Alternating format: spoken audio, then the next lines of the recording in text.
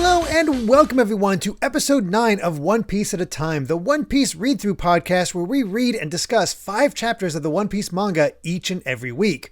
I'm your host, Derek Bittner, and I'm joined by my wonderful co-host and freelance letterer at Shonen Jump, Brandon Bovia. How you doing, Brandon? Doing pretty good. How's it going, everybody and Derek? Yep, I'm the letterer for manga like Dragon Ball and Kaiju number 8, and you know the deal. We're episode 9 in here. We're getting a good feel for this. I don't know. I'm feeling pretty good. I'm feeling jazzed up, and I think a lot of that has to do with this set of chapters because it's always exciting to start a new arc and see what we're in for. Yes, it's a new arc hype. Yeah, there's a lot to be excited for this one, I think, and we're only getting a taste with this set. It's kind of crazy exactly what we're in for this time. Oh, yeah. Let's not waste any time and just jump right into it because we still have an epilogue. We have an epilogue to finish up with Chapter 41, To the Sea. You know, maybe it's because I didn't read the manga too often, but I'm actually kind of shocked at how often there's breaks with like Buggy's whole saga with these cover pages. Yeah, I think that happens less often as the manga goes on, because I don't remember there being any breaks either with the cover stories. That said, it is cool to see Shanks's crew, like even more of them. We got Usopp, we got the big median guy, we got his first mate, and then we got this crazy guy with like a sword pose, another guy like just baring his teeth. It's like, there's a wild bunch of people he has in this group. Yeah, and they're all like fairly consistent throughout their appearances, despite the fact that they don't do a whole lot. That's the impressive thing. Like he already knows like what Shanks's crew is going to be all about. And actually we do address that a little bit later on. There's questions that we had that get answered thanks to the SBS, which God, that's a wonderful feature. Yeah. So yeah, let's just go ahead and see what the Luffy and the crew are up to after Usopp dissolved the Usopp pirates.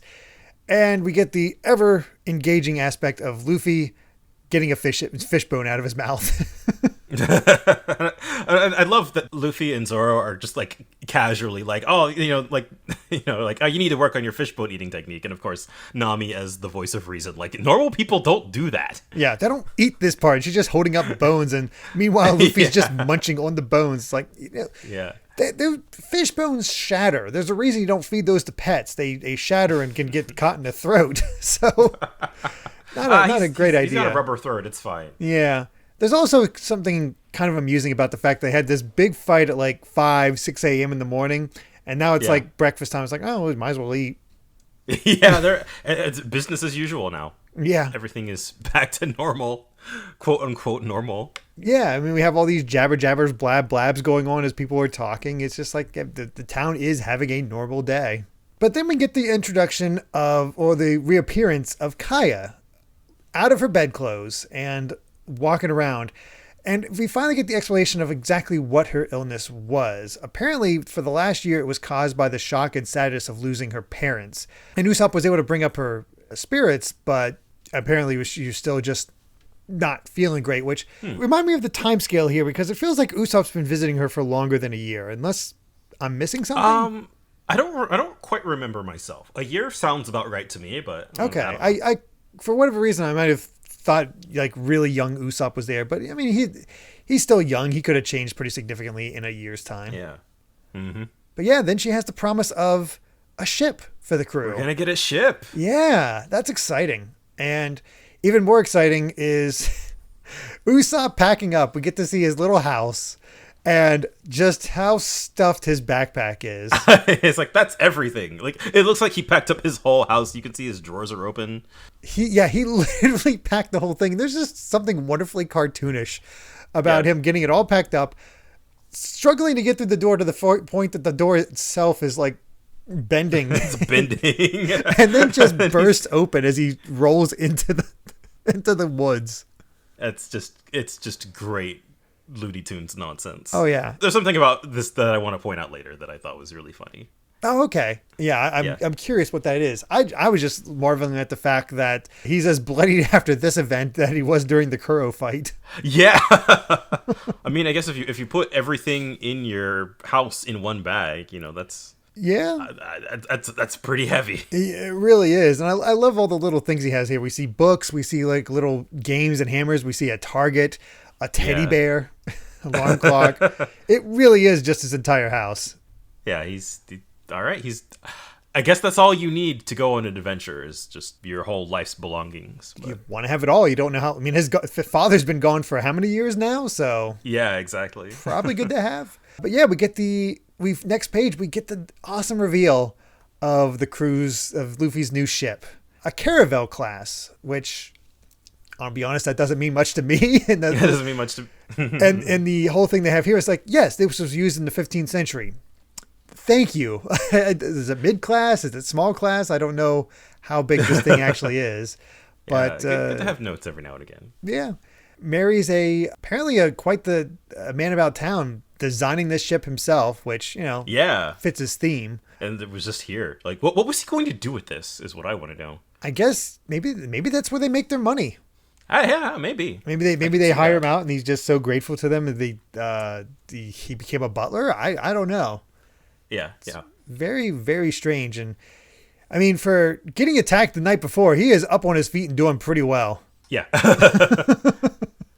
We should probably acknowledge that the manga here calls it the merry-go in Japanese, and in the anime and pretty much every other translation it's the going merry. They decided to opt for, I think the merry-go is what they called it in the 4Kids dub. It's like one of two things that they were like, we'll stay with 4Kids for that one. I'm like, oh, okay. Or yeah, this and Zolo. Yeah, that and Zolo. It's an odd one. I was going to ask about that because sure. it's been so long since I watched Funimation. It's like, I swear it's Going Merry because that's all I've heard up to this point.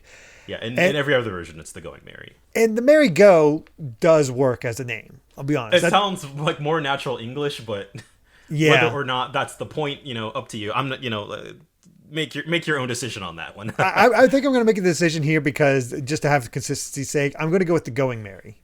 I think that's what I kind of grew up with, and I know it might be a little off for people who are just starting the story, but you got to understand, I've been aware of this show and going through it since the early 2000s.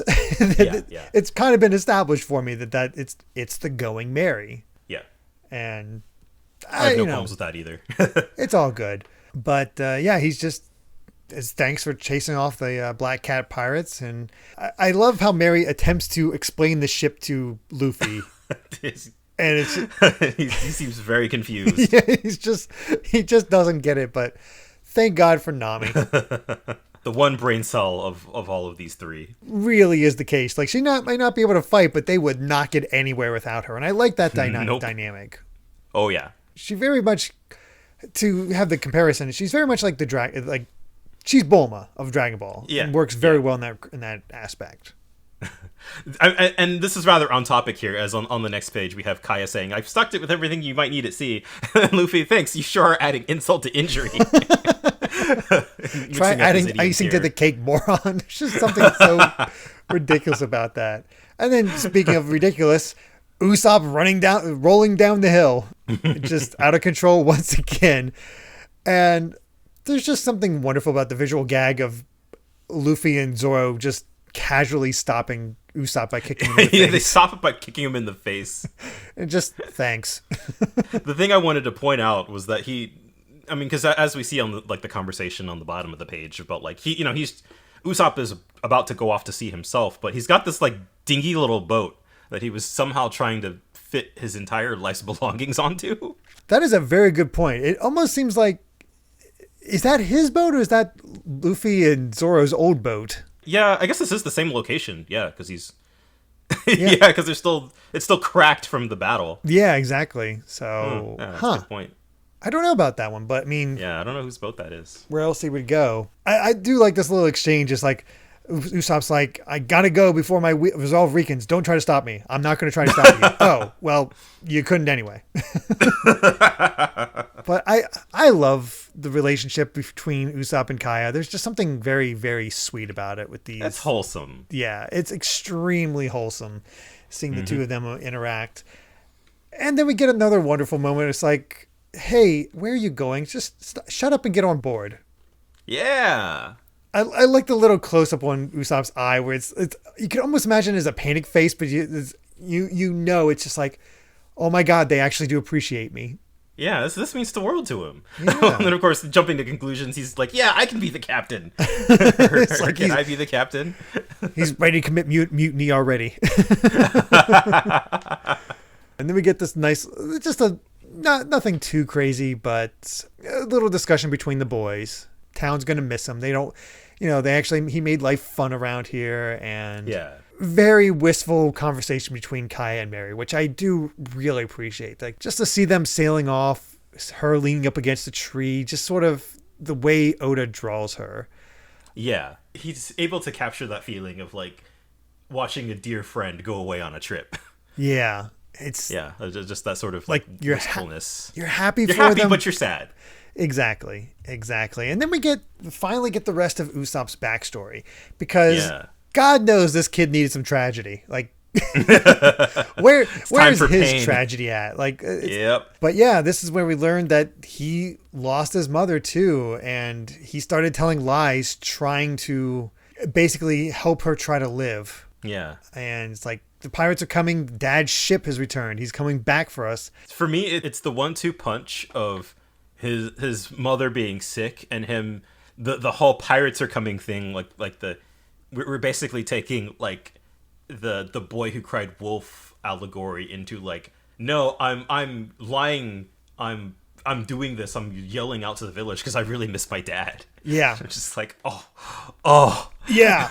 Oh, it is.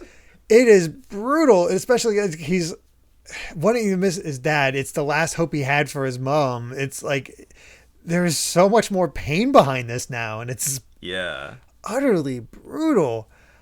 And his mother's just so matter of fact. She's like, your father's not coming back, but I'm glad I married him, and I want you to grow up brave and strong just like him. And Usopp's just trying to come up with more lies to try to like get her to hang on.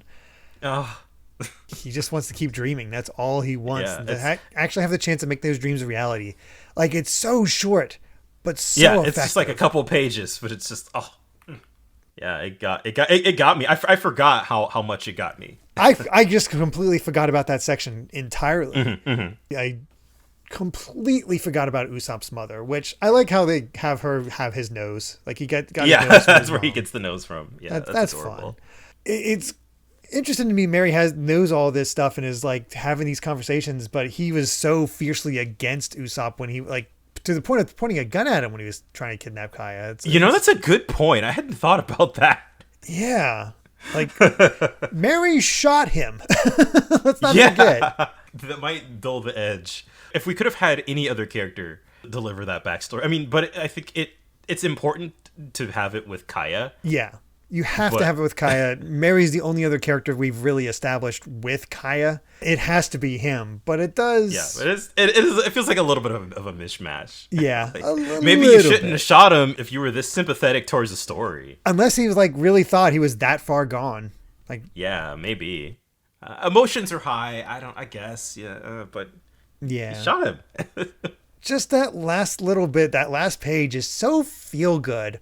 It's like the hooray for the new voyage. We got a ship. We're all four of us together. The boys are continuing Usopp's legacy of screaming out the pirates are coming. Then Kaya just saying that she wants to become a doctor. And I don't know. I love Mary's last little line here. It's just a most worthy goal. It's like, it ties up this story in a nice little bow. Like, it feels like such a good quintessential, like this is that feel good feeling you have when most of the arcs end. Is you just feel like everything's been wrapped up. We see, the boys yelling in the village. The pirates are coming. We've ended as we started. It's good. It's just good storytelling. Yeah, it really is. It might have started a little weak and had some poor things happen. Like, again, Meow Band Brothers. But I think that arc holds up better than I thought. And maybe it's because it is for the manga. But I would. It's better than the sum of its parts to me. Yeah, it hits the right notes when it needs to. I wouldn't call it the most exciting arc or anything like that. Yeah. But it does a good job of kind of raising the stakes a little bit more. Yeah, for sure. For what Luffy's kind of facing here. I know Usopp isn't everybody's favorite character. He's probably not my favorite character personally, but like you can't. He's such an endearing. He has such an endearing role in this story arc. It's hard to not want to root for him. There's a certain point, and granted, it is way later on, but there's a certain point where Usopp, I think, gets very close to my favorite. I put him in a top 3. Yeah, he's got some great moments for sure. Usopp's development, I think, is one of the more interesting things to watch as the story goes on. Absolutely. But yeah, then we got chapter 42. And before we actually even get into it, even before talking about the title page, I always like to grab just a little like quote from the anime to end off the podcast. If you've, listened the entire way through for these. So, I'm just grabbing a little clip from Funimation. I pay for Funimation now. I'm not, and it's only, I'll make sure to keep it like 5 to 7 seconds. So it's nothing major or anything like that. But I noticed with how the episodes were laid out that the crazy thing is we don't get Zoro's backstory with Kuina until this point. Oh, they moved it? They moved his backstory to this point. Not only that, the adventure with Goemon is here, or Gaimon. Shrubhead. Yeah. Oh, I actually did not. Huh. Yeah. That is crazy to me. And I wonder why they did that. I don't know why they did that for Zoro. I know they moved Luffy's backstory around, so maybe they just wanted to keep pacing up and didn't want to interrupt things by having Zoro's backstory in the middle of a fight. Yeah, I suppose so. I do believe I know why they waited for Gaimon, because that's something you could easily skip. It's a one-off. Yeah. It's we didn't fully enjoy that either. It had one notable moment. It's like, all right. Yeah, it's fine. Whatever. It is interesting to change up the dynamic having Usopp there. I'd be curious to see exactly how it changes because of that. I'm going to have to go back and watch that episode later. Yeah, we might have to. But I do think the reason they brought in Gaimon is specifically these chapter titles. We haven't done it yet. But by the end of this chapter story for this set, it's like I think the animators were like, "Oh crap, we got something to do here." Yeah. So might want to show him. But yeah, chapter 42, Yosaku and Johnny, and again the continuing adventures of Buggy. It was a trip through the sky because that bird actually caught him. He ate him and it just like tastes bad and spits him out. Yeah. And that's saying something because, again, we saw human skeletons remains before. Yeah. So this bird has been eating humans and it just has decided. Well, I mean, because like when you think about it, because Buggy's right now, he's still just a head and hands and feet. I guess that's true. It'd be like he doesn't have having a chicken and just eating the head, the wing, a little bit of the wing and the feet. Ugh. There's no fat. Yeah. Nothing good there. Yeah, I completely get it. But it's also just utterly ridiculous. And I continue to love it. But yeah, we got our crew on the high seas, and the next big thing we got to do is we got to have a pirate flag, and Luffy debuts his, and I mean it's better than I can do. For me, this was kind of a really funny 1-2 punch, because this is the point where the dialogue font for the English lettering for One Piece changes. Really? It's yeah, and this is the one that they stick throughout the rest of the series. But it's just like you have the sort of like more nice, modern, cleaner looking font juxtaposed with Luffy's terrible drawing is like the first thing to open the chapter. I'm so glad you're here because I did not notice that at all. Really? Oh my gosh! Yeah, you're right. It did change. Yeah. The font is completely different. Wow. God, I feel dumb. It's my job to notice these things. Yeah, good on you. Yeah, you're good at your job. But yeah, we got nobody really being impressed by Luffy's new flag. Although, now that you mentioned it, I do like this new font way more than the old one. Yeah. It's a lot. It's really common in manga even now. Yeah, there's something I don't know, something good about it. It matches I want to say the Japanese lettering a little bit better. It just has that same sort of feel. Yeah, but also it still has like a sort of natural Western comic feel to it too. Like it. Yeah. This is Wild Words from Comic Craft, and like this is probably the most common font in manga for a good reason because it looks good on most stuff. Mm-hmm. And it has a nice thickness to it. Yeah. But nobody's really impressed with Luffy's, and then Usopp makes his. I love his pirate flag. It's a good pirate flag. He just makes his own and they just whop him. I like that even Zoro takes part in whopping him on the head for that. It's interesting to me that, again, I like how we're getting to see more of Usopp's skills throughout this chapter. One, Yeah. he's good at painting because he paints on walls on the time for years. What a mischief. Yes, Mischief it's maker. perfect on there. He gets it on the flag. He gets it on the sail. And it's interesting to me here is that Nami's kind of behind it. She's like, oh, I like this pirate flag. These are my favorite moments in One Piece, is when you just have the crew just like dicking around doing whatever. Mm-hmm. I'll put it out there. In the anime, for the longest time, I did not mind filler because it was just more excuses to hang out with the crew. Yeah. And importantly, in the anime's case, the filler arcs aren't usually that long. So yeah. It's just, unfortunately, they reached a point where they didn't have any place to put filler. They just had to lengthen exactly. the episodes. Which I think that is sort of what people tend to dislike about filler in anime, when they're just like, well, okay, we're at this really climactic moment and we're gonna go like tell a completely separate story that's not gonna matter for 50 episodes, whereas like One Piece is just, it's naturally about an adventure, so slotting in extra adventures between the adventures makes sense. Yeah, it works with the format, and yeah, I can't think of any actual filler arc that kind of upset me. There's one thing where they kind of extended an existing arc in a kind of unfortunate way, but again, that's way off. Yeah. But yeah, we get the complete look at the Going Merry. It looks good. It's so classic. I don't know why. It immediately feels iconic. Yeah, it really is. Then all of a sudden, Luffy's like, hey, I'm going to do cannon practice, which... yeah, they've got a cannon on board. Makes sense for a pirate ship. Yeah, nice of Merry to load him up with ammunition, I guess. Luffy misses the rock. It doesn't shoot right, and Usopp wants to try, and hits it. I love that reaction. It's like, wow, you hit it on your first try. Wow, I hit it on my first try. Yeah, he's surprised, and then of course he's just like, oh yeah, I meant to do that. And that's when we get our role for Usopp. He's the sharpshooter. Yeah, gotta have a sniper. Which, you know what, that fits. It's something not something I would have thought of right off the bat for him, but as soon as you hear it and you see his skills and how it's gone up to this point, it makes sense. I think Oda did a good job of showcasing that in the arc prior, so when we get to this moment we're like, oh yeah, duh. I think it's also at this point that Usopp's nose gets to be about the length that we're associated with, especially and the shape too, because it used to have kind of a sharp angle to it, but yeah, now it has more of a rounded look.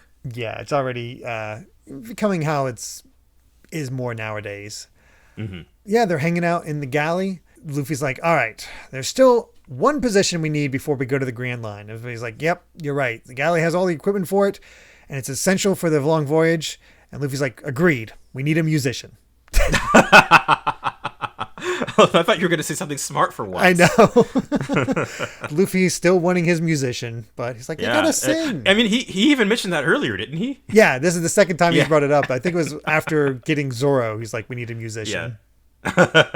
He's so very dedicated to that. And this one, like, maybe it's because I'm a longtime fan, but they just got this ship and this random dude shows up on deck and starts busting up the joint. Yeah, he's just kicking around barrels and stuff. It cuts off part of the railing. Like, dude. Oh yeah, it's poor Mary. Just a rough go right from the start. Seriously. I love how like Nami and Usopp are kind of cowering, and Zoro's like, how many? Just one. All right, he's got this. Yeah. Zoro's just like, let him. It's like, it's no big deal. But yeah, this random dude's just claiming that Luffy tried to kill his partner. It's like, Luffy's like, what the heck are you talking about? But Luffy takes him out with no issue. Yeah, well, I love that he's like, don't wreck our ship, as he like yeets him into the wall. Yeah, that's true. That wreckage.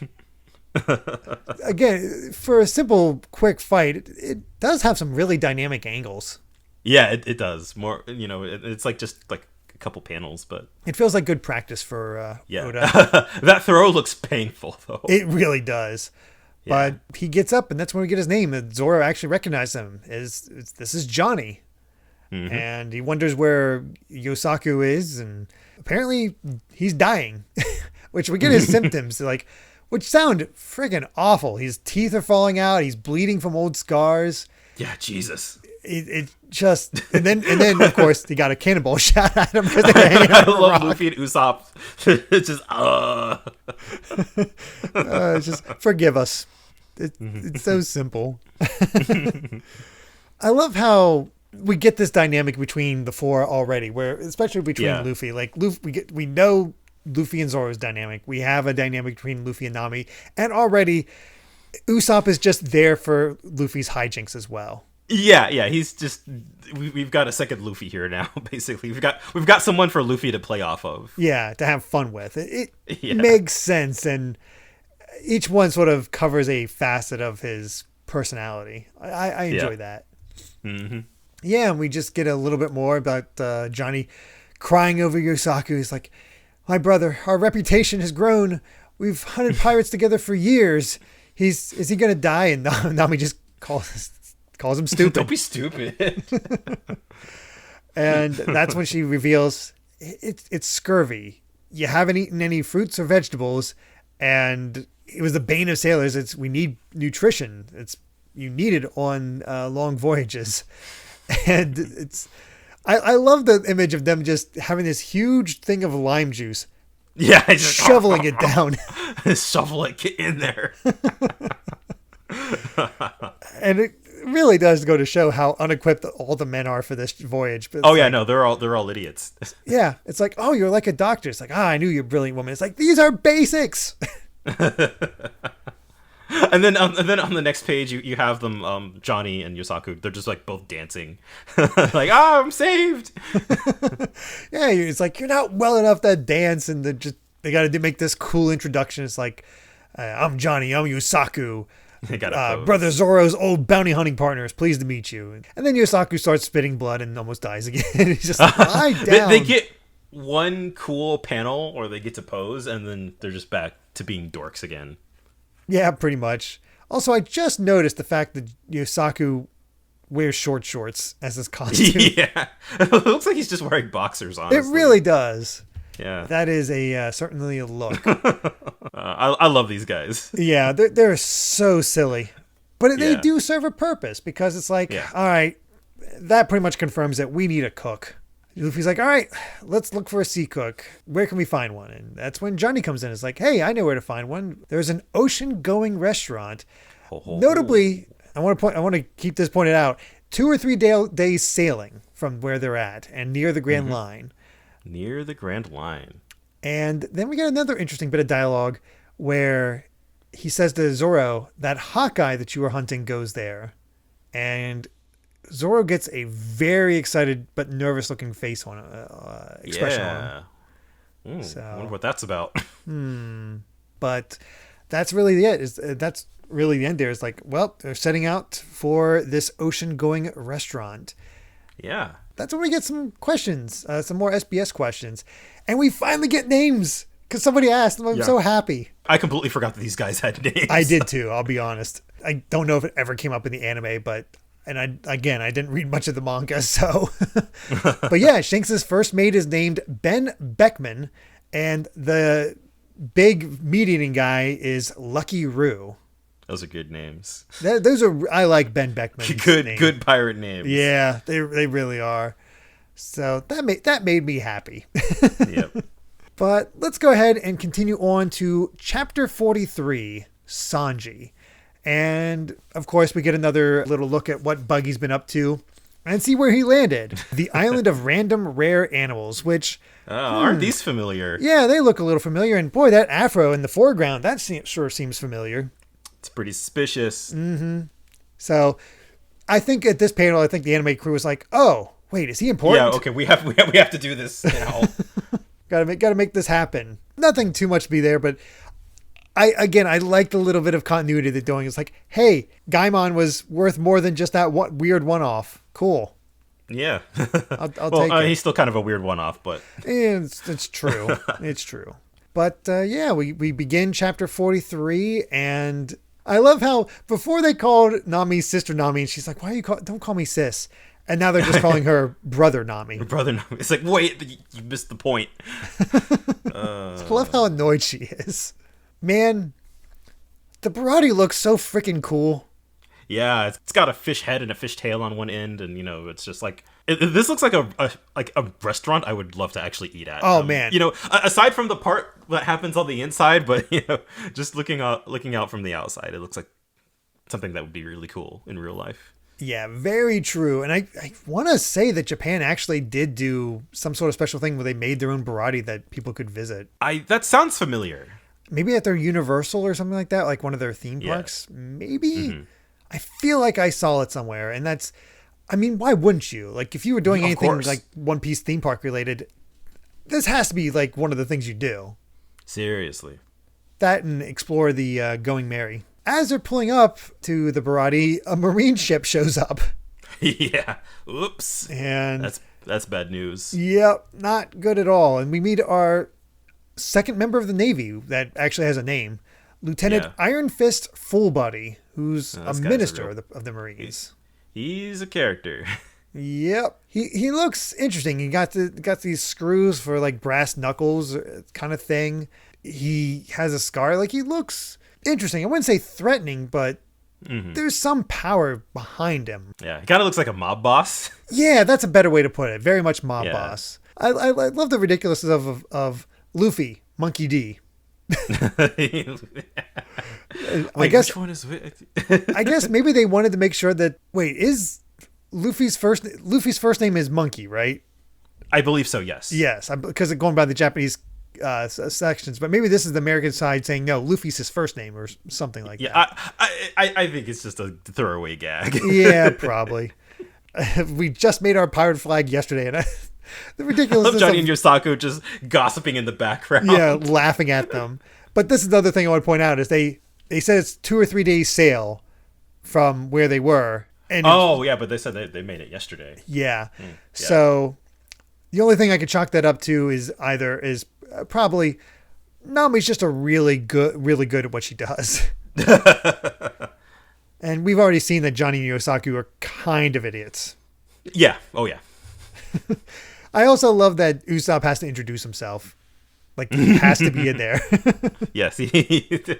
Fullbody insults Johnny and Yosaku, calling them 2-bit bounty hunters, and they don't take the insult well. They decide. Oh yeah, they're ready to throw hands. Oh yeah, I forgot about this. They actually try to fight Fullbody. It's like, oh geez. Yeah. And then you just turn the page. And yep, that's it. Yep. Wow. Dead. These characters are hilarious. They really are. And I love the question. Are you guys weak or what? It's like, no, he's just really tough. Uh-huh. Mm-hmm. Which, I don't know. What is the power scaling here? We don't know. I don't know how strong these two are, and I feel like it's kind of important. I don't know if we've ever seen them fight. I guess if they used to roll with Zoro, you would think that they're might be all right, but and they have captured pirates. Yeah, so maybe maybe Fullbody is just really tough. Could be. But before anything else, we get this lady friend of Fullbody. I love the weird yank into the door. It's like, that has other implications. It feels like unless he's on the Baratie already. Oh, okay. What kind of restaurant is this again? Yeah, exactly. I don't think he's on this ship yet, but all right. But yeah, he's come here to dine, and he's like, just makes a threat to them. It's like, when we meet again, you're dead.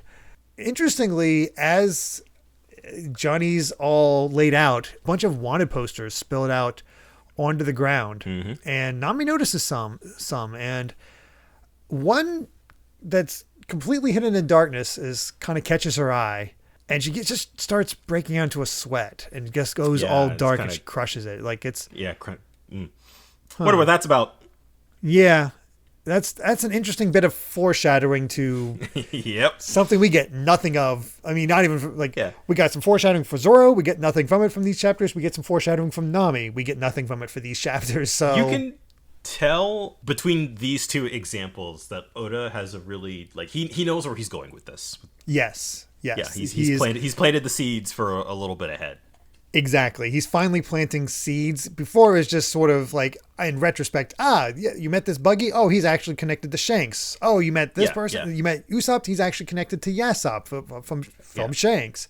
Now it's starting to plant the seeds to what's coming next. And we don't know what that is. Characters react to stuff. Yeah, we have no idea what's coming. But it does show a confidence in the story. It's like, okay, I gotta, we're moving now. Yeah. We're 40 chapters in. You can start sort of laying the groundwork for other little plot points. Yeah. But enough about that. Fullbody decides to just outright sink them. Yeah, just thumbs down. Just all right. Yep. But they didn't count on the fact that Luffy has the Gum Gum Balloon and sends it straight back. I just love Johnny, Yosaku, and Usopp all just jaws dropped. What? Yeah, it's like, that's a new one. But sends the cannonball back, but his aim's a little off. He hit the Baratie instead of the Navy ship. Yeah, oh no. I love Luffy's face. He's like, crap. And I love Nami's face, just like, great. Not this crap again.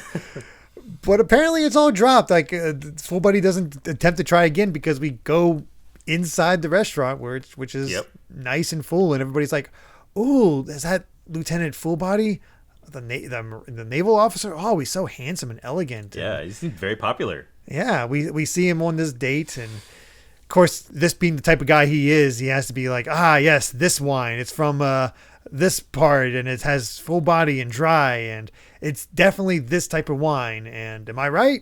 Nope. We get to meet our titular character for this chapter, Sanji, the assistant chef of the Baratie. I'm calling him out. He's like, dead wrong. It's like, and I'm not a waiter. I'm the assistant chef because all the waiters jumped ship yesterday. And he just says, well, here's your soup. Enjoy it while it's hot. And meanwhile, everybody else in the restaurant is laughing at Fullbody because he made such an ass of himself. Yep. Even his date is, good on her. She doesn't humiliate him or anything. Rolling with it. Yeah, just rolling with it. And he makes an excuse, but good on her. And I must also admit, different face, different look than Nami. So good. Yeah. Some variety in women. A little bit. But we see from his thoughts, it's like, wait, this was supposed to be set up beforehand, so I didn't look like an idiot. I can impress her. What? I know, right? I just have to call out the ridiculousness. Just like, oh yes, my plan to. You're trying to impress this woman when you're already a minister in the Marines, seemingly pretty well respected. Everybody knows who you are in this restaurant in the first place. This guy's got middle manager written all over him. Yeah, that is a really good point, and he is not confident about it in the slightest. But then we see the result of Luffy's cannonball, and I love this bit. It's like I'm not. Are you all right? No, I'm not all right, but there's stuff to get done. Stop defying me. Get back to work. Yeah, and here we have Chef Zeph, who is just a certified badass. Right? Bleeding from the head, one-legged, and just the tallest chef's hat I've ever seen in my life. I love how it's breaking through the panel and overlaid under the word balloon. Yes, that is so good. I love his design. Yeah, it's great. And then also the best reaction is like Luffy sees him. He's like, "Oh no, I blew off your foot." I blew off your foot. Yeah. It's just so perfect. He was like, all right, well, you're going to work off your debt. It's like, and Luffy's like, all right, I'll do it. 1 year. What? Yeah, 1 year. That's brutal. Yeah, oof. And once again, Nami's like, he needs to start lying more. He should have blamed the Navy. Meanwhile, Usopp's like, well, want to go check on him and get some food? Mm-hmm. Might as well not let the opportunity get wasted. It's set up for a really great scene. I think it's next chapter, but yes, I believe so. We're back to Fullbody, and it's round 2 of him versus Sanji. Mm-hmm. And calls him over. Sanji kind of ignores him for a little bit. He's like, he's talking up the lady. Yeah, he's like, and even she's impressed. It's like, care to sample my private stock? It's real wine. She's like, oh. It's Mr. Steal Your Girl. I know, right? Then Fullbody has just the most juvenile plan. And I mean juvenile, because he says, hey, there's a fly in my soup. What kind of third-rate place serves soup with bugs in it? And it's like, I'll leave your reputation in splinters with a bug from my private stock. Did he Does he just have like bugs in his pocket? He must be a bug collector or something, because I don't know what that means. Yeah, it's very odd that he just happens to have a stockpile of bugs, which again tells me little kid almost. Little kid, middle manager. That is quite the description of Fullbody. An actual literal man-child. Yeah, there we go. Just trying to get with this lady and needing to look bigger than he actually is. I need to impress this girl, but I can't let her find out that I've got a bunch of bugs in my pocket. I do love Sanji's reply to him, though. It's like, what's this fly doing in my soup? Appears to be the backstroke. That's a good one-liner. That is a really good one. That is, I can see why people are laughing.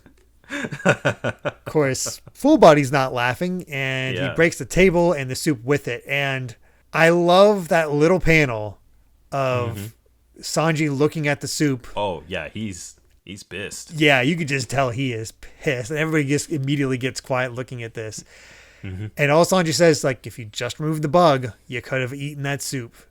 And it's like, I'm a customer, you're a cook. What right do you have to speak to me like that? And I love this whole thing is like this money make up for a lack of courage, and all the staff are like, loving how we gotta stop escalates. Sanji, not Fullbody, Sanji. We have to Sanji don't. And fair, because one panel over, and Johnny and Yosaku might not be able to take Fullbody, but this guy was nothing for Sanji. What a way to introduce like just like the gap in power. Yeah. That's why I was like, I kind of wish we had a better idea of how powerful Johnny and Yosaku were. Yeah. But sure. I think it's still effective. Like, he was able to beat these guys that hunted pirates. Yeah, well, what an introduction for Sanji. He just flipped the page, and he's just Fullbody's just bloodied, and he's just like got him. Sanji's got him by the face. It's just utterly brutal. Yeah, and I love the line: "To offend a cook at sea is a fool's mistake, and food must never be wasted." That is such a Sanji line. Yeah, it just he does not. You do not waste food in his presence. No, it makes you so curious, like about Sanji himself. Like, what is his deal exactly? And I love it. There's so much in here for Sanji. It's such a great introduction, man. Yeah, it rules. It really does. And honestly, not that far off from real chefs. Yeah. Never mess with the people making your food. That is a bad idea. And here, it's not even just spitting in your food at this point. It's just like, we will beat the crap out of you. Yeah. I also got a laugh out of the next SBS where somebody asked what the word moe or mibi, I guess is how it's pronounced. They say it's pronounced, or Morgan's chin was, which, thanks to all of everybody watching, we did get several people pointing that out to us, that it means seagull. Which is the symbol for the Marines. But I like that Oda even answers that himself, so you eventually would find it out. Yeah, I had completely forgotten that he had pointed that out. Mm-hmm. Also, as somebody in the industry, what the heck is zipatone? Oh, it's an old-timey way.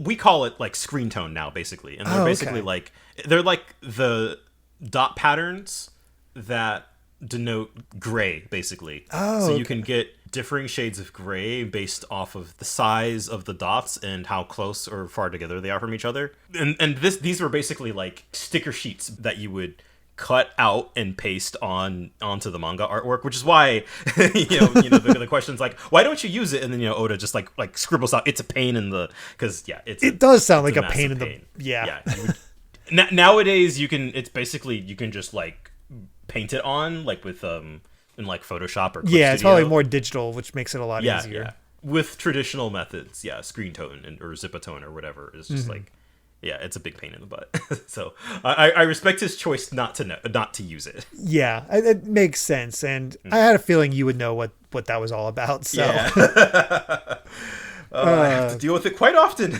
I bet. But let's go ahead and jump over to chapter 44, 3 Tough Cooks. And I think it's at this point, as I was reading and getting through these chapters, so like, this is all pure chaos. There is so much happening at once.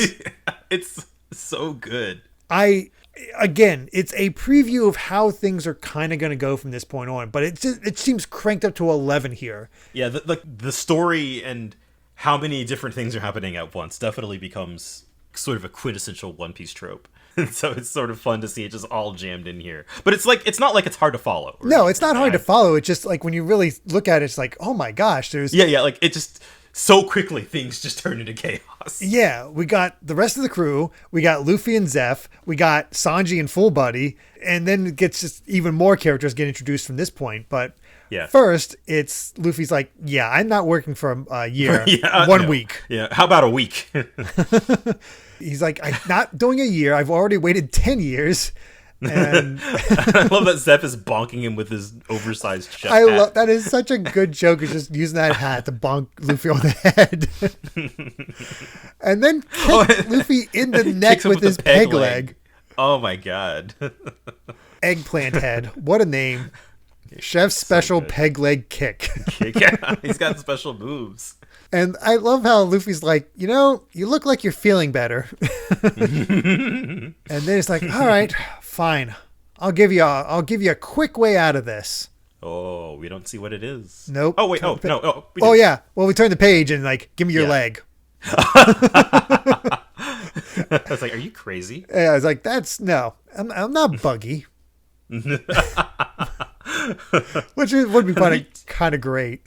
And then Zeph like drop kicks him? Yeah, he like jumps off the bed and does something called the chef drop right into Luffy's chest.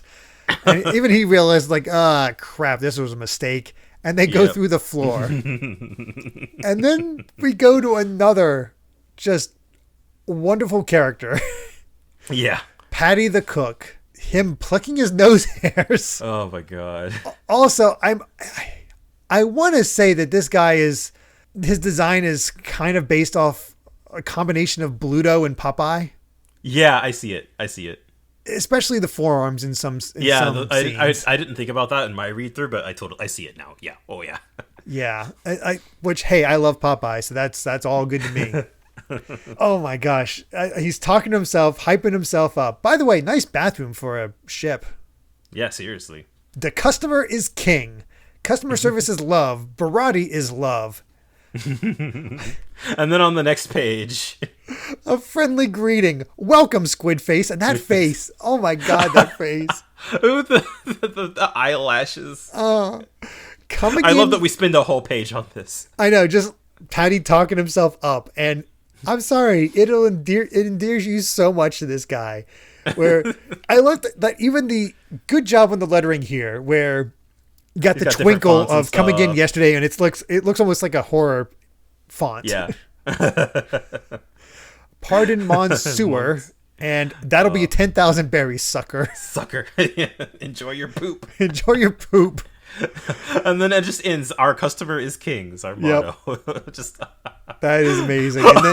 And then the next page. Yep. Complete 180. It's like, oh, Sanji. It's just so good to see this immediate clashing of the two. Them talking, like, again, Sanji holding up Fullbody, barely even like taken away from the moment, just to say, oh, hey, crap cooker. Yeah. He doesn't care. Another great line. Customers are the lifeblood of a restaurant, so why is his lifeblood dripping out of him? Oh my god. It's so good. And again, just showing how much of a child Fullbody is. It's like as is let go, he's like, this place stinks. The food's full of bugs, and the service leaves a lot to be desired, which is I'm going to leave a very upset Yelp review. Exactly. I love the understatement of like that. The service leaves a lot to be desired after getting the crap kicked out of them. Yeah, you think? I'm gonna close this down. Not if I close you down first. That's one way to combat Yelp reviews. It's like, well, kill them before they make the review. All the chefs holding back Sanji. It's like, hold him, or the lieutenant's dead. Because I'll mess you up. He's insulting not only this wasted food, now he's insulting the chefs and the restaurant. And that's it. That is it. And then on the bottom of the page, that's when finally Luffy and Zeph show up. We are halfway through this chapter, and it is just complete chaos. It is. I love it. What a difference between how we got introduced to Usopp's chapter, where we slowly got the town, slowly learned about Kaya. Here it's this just... This one throws you in. Yeah. Deep end. It's like, here's a restaurant. There's a Navy officer here. There's all these chefs, but the chef's are the more dangerous one because they're all insane. All the chefs are crazy. Then we got Zeph and Luffy coming through, and he's like, Zeph's still blaming Luffy for the damage. He's like, you jumped on me. And then all the chefs are like, hey, get Sanji to stop. And again, I love the perspective on Zeph to show off how tall his hat is. Yeah.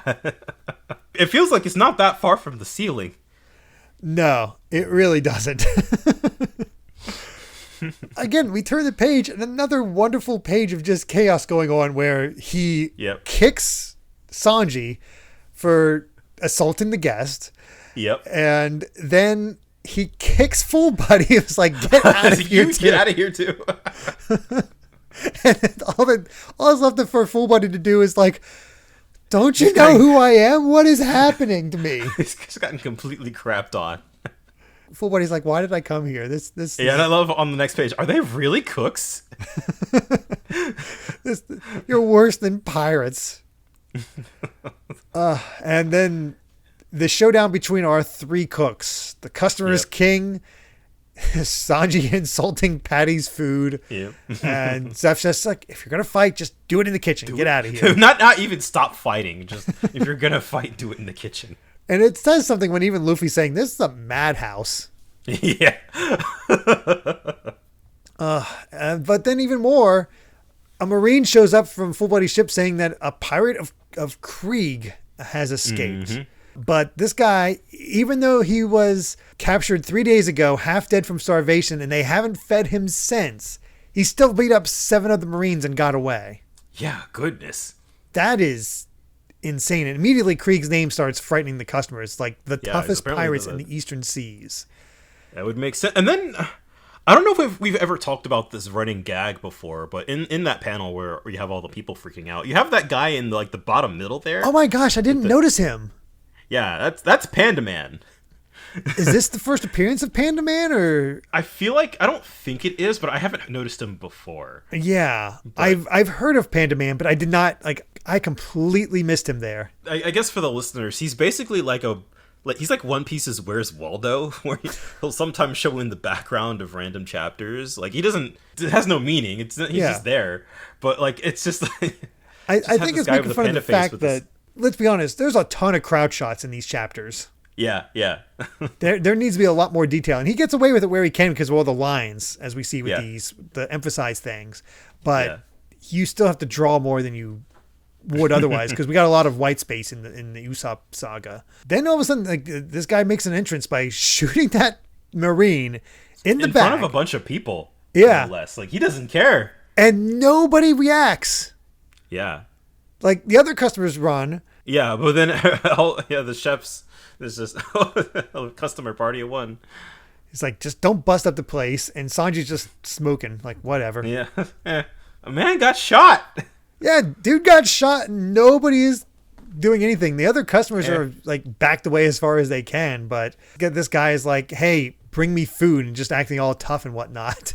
Mm-hmm. And then we got Patty coming up and doing that smile, calling him Squid Face. It's a great payoff for the beginning of the chapter. Yeah, it really is. Even Fullbody's like, that cook is dead meat. It's just, boy. He's like, all right, bring me food. He's like, can you pay? Take lead. You don't have money? And then beats the crap out of him. I wanted to comment that I love that Fullbody has just resigned to, like, he knows his place at this point. Uh-huh. And just commenting with everybody else. But yeah, and then just getting the crap beaten out of him is just... Yeah. They don't take too kindly to threats. And then, of course, Zeph is like, yeah, blast it, Patty, you busted me chair. It's all about the restaurant itself more than anybody else. Yeah. Yeah, he's like, everybody's cheering on Patty for beating down this pirate. Like, his stomach's growling. It's like, hey, that wasn't growling, that was a fart. Just give me some food. And Yeah, we get Patty just beating the crap out of him, saying, "I wouldn't give yesterday's rice to a penniless sea wolf like you." And Fullbody's like, I'm out of here. The hell with this. Yeah, I'm done. It's like, all right, they got him. Whatever, I'm out. But yeah, after finishing beating him up and throwing him outside, he's like, well, enjoy your meal. Then we get these last two panels that are just, again, show off a bit more of Sanji and just the complexity of like, he didn't really care about this guy getting shot, but he sees this guy starving on the deck and just hands him a plate. Yeah. Tells him to eat. And you get real joy on his face. Yep. I really like that. Just how different. It's like you're trying to be all threatening and whatnot, but just having this actual joy on his face, saying that he's not worthy and he's better than he deserves, like actually breaking down because from that tough act. Everybody's gangsta until they're thrown out and hungry. Yeah. That's enough for Luffy to see and be like, well, I found my cook. This was perhaps the most chaotic chapter in the entire series so far. Oh, it absolutely is. I was dying with laughter. I'm just like, oh my god. It goes so many places, and I love it for it. The pace is so different compared to the tiny little village island with Usopp. It is perfect. I love. It does feel so different from Usopp's village. Yeah, and I think that's necessary. It feels so different from anything we've encountered up to this point. Yeah, for sure.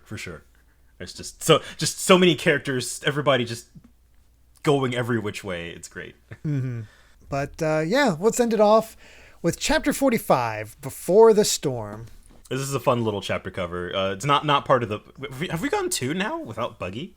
Yeah, we've gone to another 2 without Buggy. They are really spacing out Buggy. But to be fair, I love these type of artworks where they get them all in different styles and trying to make them they look just pose badass. We got Nami with the straw hat pirate symbol on her arm. Mm-hmm.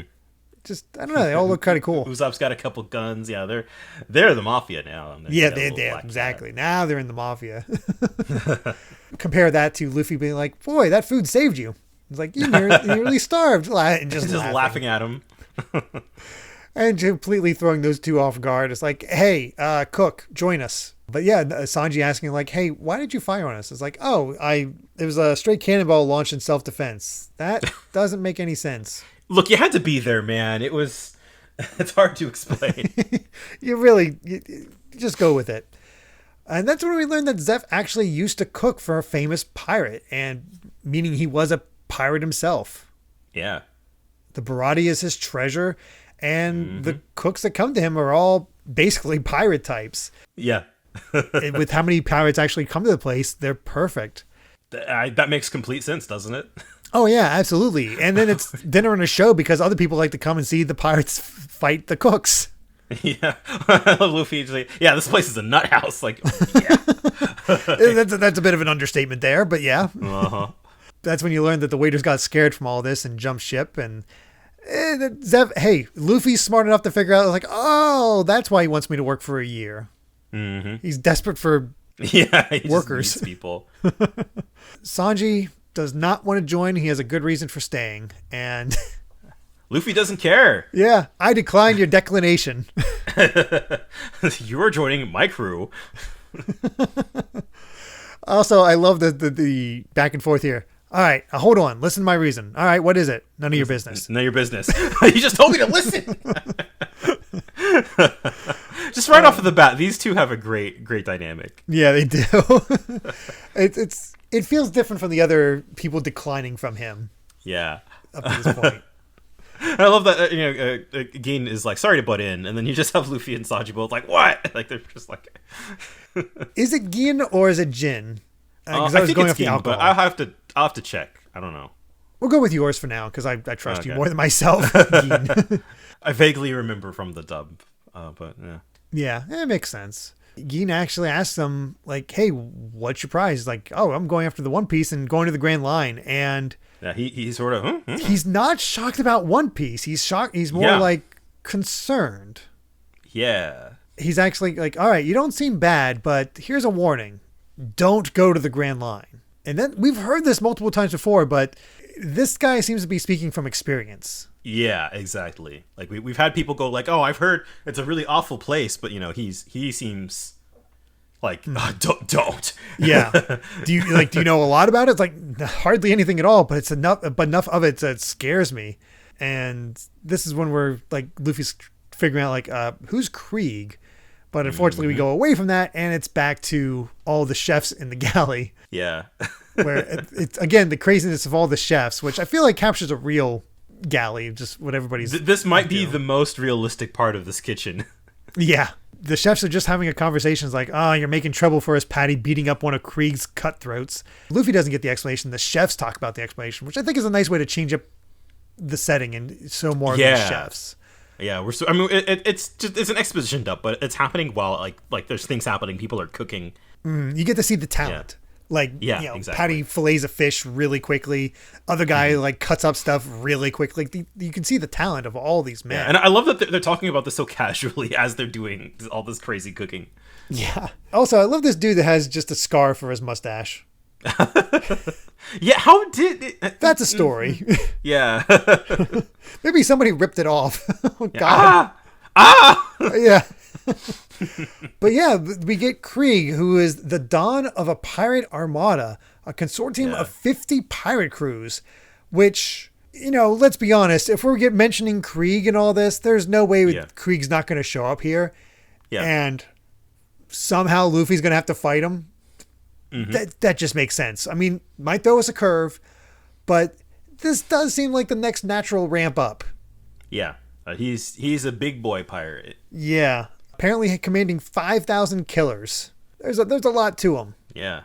It definitely sounds like... I guess it's interesting to establish, this is like a pirate, mob. Pretty much. It definitely seems that bit. And they basically we handle pirates, but that's more than we can handle. It's like, well, we should have fed them, and how would that make the paying customers feel? Patty's just like, yeah, you're scared in that case. It's like, that's what you said to the waiters, and it's because of you that they were so overworked they ran away. Well, they were literally livered fools anyway. It's like fun argument. Again, they're all hot-headed. It's just kind of fun. Yeah. Emotions run high in the kitchen. Oh yeah, they do. Oh, and it seems like Luffy got the other side of that explanation. Yeah, he still got enough of it. He's like, well, I'm going to the Grand Line anyway, but do what you want. And I get this just genuine buddy, it's such a weird dichotomy where we had him looking meaner than all get out, shooting a guy in the back, and then just this genuine smile. He's like, hey, can I come and eat again? That's what food does to people. Brings people together. It doesn't matter if you shot that guy. It's fine. We're good. It's like, oh, you're gonna catch. We're good. You're gonna catch heck because of me giving me a free meal. I'm so sorry. What? Where's the proof? And Zeph sees this. Oh, he just throws it overboard and cracks the plate. It's like, no evidence here. Yep. And Zeph just sort of silently watches. I like that little thing about what's. Yeah, he noticed, but he just didn't say anything. Mm-hmm. And then we finally get Luffy at work. Oh, what a disaster. Oh, yeah. As a chore boy, which, boy, I think Zeph's going to realize this was a mistake. Also, I love how he has a new title. On hiatus from piracy, free labor chore boy. Free labor chore boy. And all the chefs, panicking. It's like, where's table 6's dessert? Who took that order? You did. I'm too busy. Open your eyes. You're looking for a fight. And Luffy's just hanging out in a chair. You got nothing to do. Wash dishes. And Sanji's all flirting while Luffy's attempting to wash the dishes, but he keeps breaking them. It's like, how many dishes have you broken? Oh, I forgot to keep count. Sorry. I love how they're trying to talk about this as everybody just stops and just it's just hearing the crash. It's just like, wait, what the hell? I know. And he's swiping food. Like, you do not want the chaos of Luffy in your kitchen. It's just completely incompetent. Tries to clean a wok that's on fire that's being used. Yep. It's like, just go be a waiter. Get out of here. Orders. Get out of the kitchen. Oh, and I love that he's like, Kobe must have been miserable. Which, yeah, he was. I love that little continuity. He's like, oh man, Kobe, that was rough. And then the little reveal that, hey, the rest of the crew's just hanging out, having dinner. And I love the smirk on Usopp's face. This scene has like big sitcom energy to me of just like Luffy's gotten himself into something stupid and his friends are coming in to laugh at him. They really are. And I like that Sanji's even getting involved. It's like, stop, like, quiet down. Are they your mates or something? And meanwhile, Zoro's talking and distracted while Luffy puts a booger in his water. he's 5. And Nami and Usopp are both cracking up at this. Yep. Zoro's about to take the drink. And then forces him to drink it. Yeah, you drink it. I love the page turns in this. They're so good and how doing punchlines and reveals. Like it's so wonderful. Meanwhile, Nami and Usopp are dying. Yeah, it's again great dynamic for the crew. We've seen Sanji flirt up to this point. Yeah, and so some of the women all being quite taken with him up to that point, but apparently there's something about Nami that just makes him go gaga. My one reaction to this is the YouTuber who got super copyright struck by Toei Network. He did a One Piece read through, and then when he got to Sanji, his reaction to this scene was just like, I hope this gag doesn't get old anytime soon. And then you just have his editor note going like, yikes. Yep. That is about how I feel. Yeah. I'm curious how it'll play in the manga because, let's be honest, animes like to take a gag and really push it. They really run with it. Like, yeah, they really do. They like with Dragon Ball, they really pushed Master Roshi's perviness to 11. They pushed the relationship between Goku and Chi-Chi, Yeah. I don't mind it, but I don't love it either, is sort of where I land on it. Like, there are, I would say, a small handful of scenes that I think are like really bad, but I think for the most part it's just more like, oh, Sanji, you scamp. I'm a little foggy on most of them, I'll be honest. I just know they're common. I also know that they do kind of turn it on its head from the typical at points. Yeah, they play with it in some fun ways, but but there are just as many other ways where I'm just like, oh my god. Yeah. But I love Sanji. He's a great character. But Sanji's definitely one of my favorites. But the way he's portrayed sometimes, it's his gimmick, and it gets him into trouble. Apparently Nami's just the best looking woman here. Apparently. But I do love how Zeph interrupts this. It's like, the obstacles between us are great. Oh, obstacles. Well, follow your heart. Go be a pirate. I don't need you here. Get out of here. It kind of throws it off and not really continued on because the chapter's over with Gin getting back to Krieg. We don't see Krieg at all. Yeah, he's in shadow.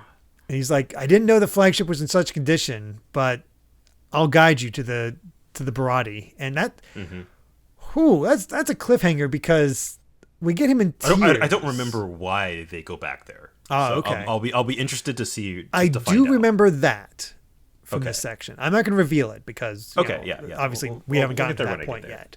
But it does feel like a betrayal after all those.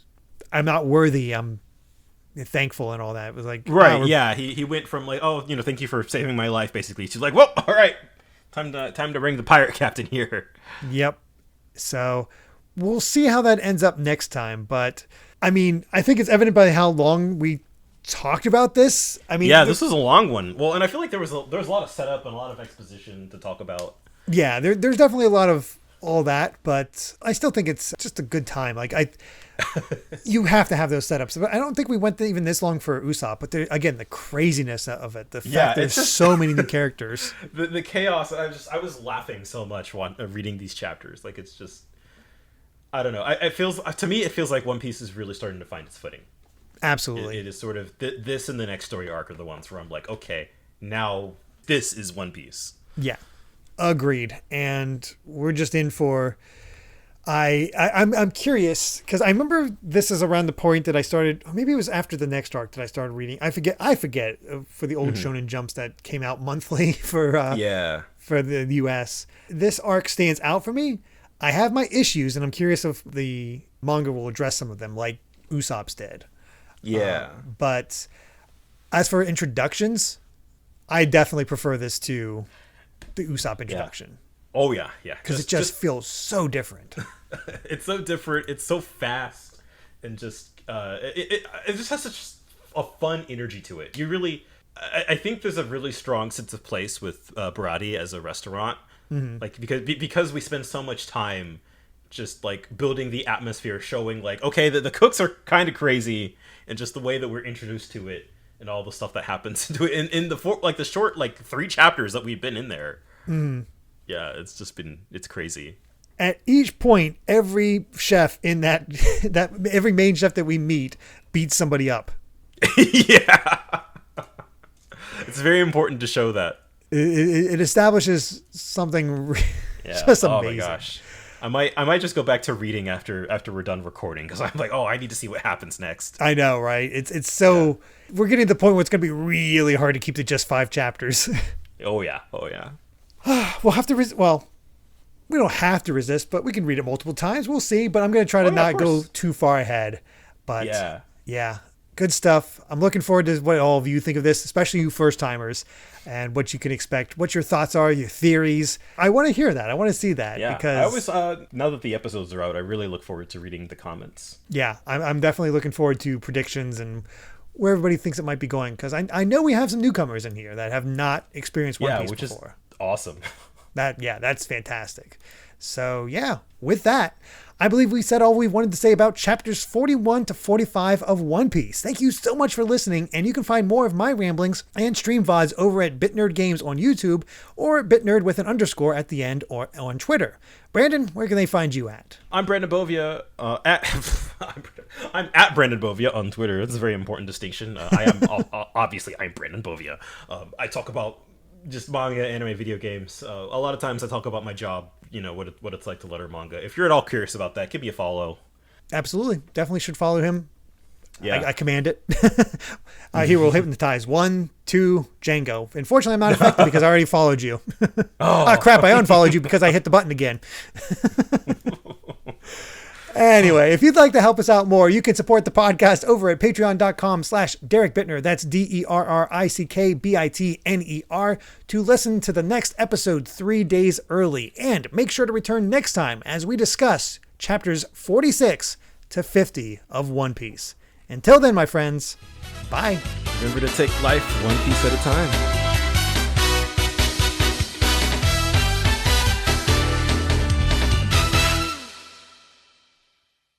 Don't ever waste food around me again. At sea, if you ever provoke your cook, you're signing your own death warrant. Remember that.